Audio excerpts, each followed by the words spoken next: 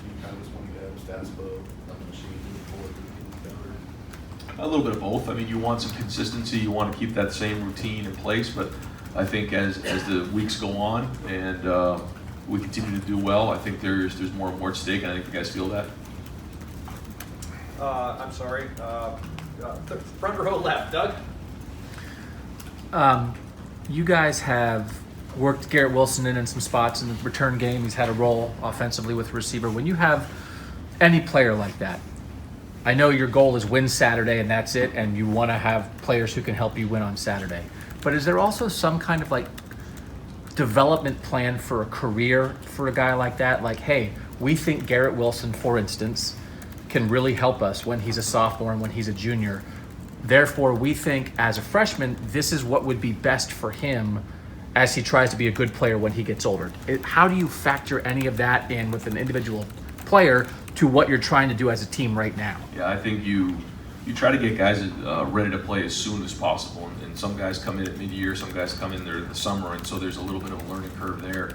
But for the most part, when someone comes as a freshman, their ability level is at a certain level, and then their skill and discipline's at another level. And so we try to bring guys along as fast as possible.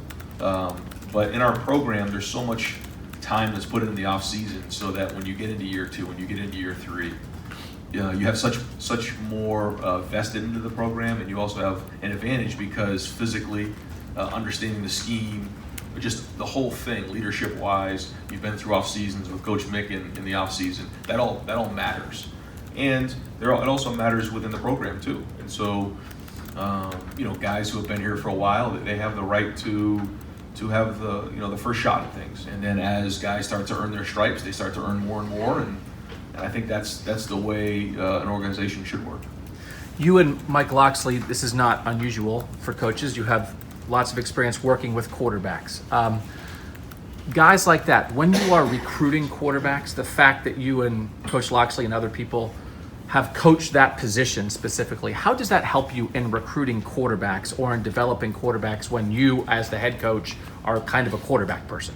I think when you're recruiting somebody and they understand that the head coach is involved with that position, I think it matters because they understand that it's going to be friendly that way, and you're going into a situation where the head coach isn't a defensive coach, where the quarterback maybe doesn't get as much attention or consideration, I guess.